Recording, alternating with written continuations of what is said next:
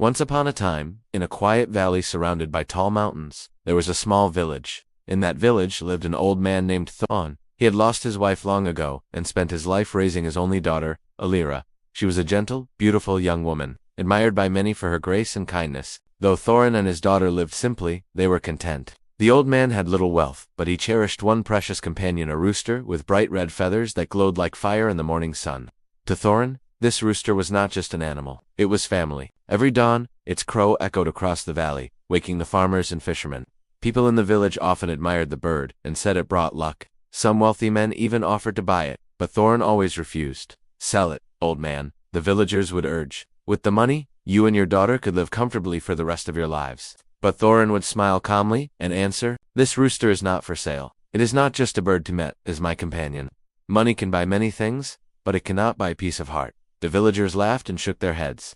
"The old fool doesn't know what's best for him." One morning, Alira ran into the house, her face pale. "Father, the rooster is gone." Thorin walked slowly to the yard. The coop was empty. Soon the villagers gathered, eager to mock him. "See, we told you. If you had sold it, you'd be rich. Now it's lost, and you have nothing." Thorin looked at the empty coop and said gently, "Maybe it is misfortune, maybe not. Who can say?" The villagers muttered. They thought the old man was just hiding his sorrow. 3 days later, Alira cried out with joy, "Father, look, the rooster has returned." Indeed, the red-feathered rooster strutted back into the yard, but it was not alone. It brought with it 3 healthy hens from the mountains. The villagers rushed over again, astonished. "Thorin, you are the luckiest man alive. You lost 1 and gained 4. This is a miracle."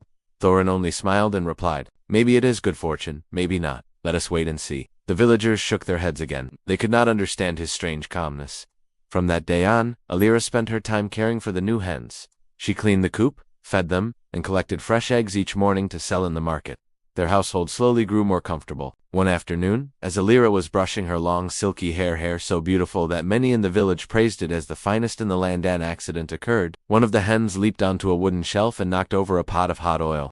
The oil splashed, singeing Alira's hair. Terrified, she had no choice but to cut her precious long hair short, so it would not burn further. The villagers gasped when they saw her. What a tragedy. She was the most beautiful girl in the valley, and her hair was her pride. Now she looks plain. Who will ever want to marry her? Once again, Thorin spoke calmly. "Maybe it is bad luck. Maybe not. We shall see." The villagers thought he was mad. How could a father be so calm when his daughter lost her beauty? Weeks later, fear swept through the valley. A powerful lord from the neighboring province was notorious for his cruelty. He sent his soldiers to villages, seizing the most beautiful young women to become his wives against their will. Whispers filled the village. What will happen to Alira? She is the fairest of all. Surely the Lord will take her away. The dreaded day came. Soldiers arrived, demanding, "Show us the most beautiful girl in this village." The villagers looked at Alira with pity, but when she stepped forward, her hair cropped short and uneven. The soldiers sneered. "This girl, there is nothing special about her." The rumors were exaggerated. The Lord would not be pleased.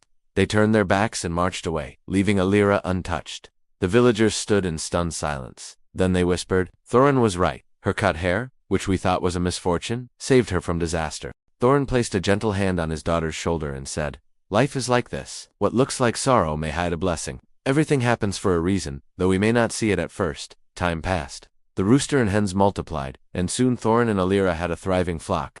Alira carried baskets of eggs to the market, trading them for rice, cloth, and other needs. Their simple home became warmer, fuller, happier. The same villagers who once mocked Thorin now sought his advice. One of them asked quietly, "Old man, how can you stay so calm when life brings misfortune? How do you not despair?"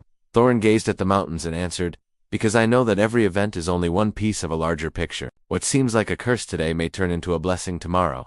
The question is not what happens to us, but how we choose to face it."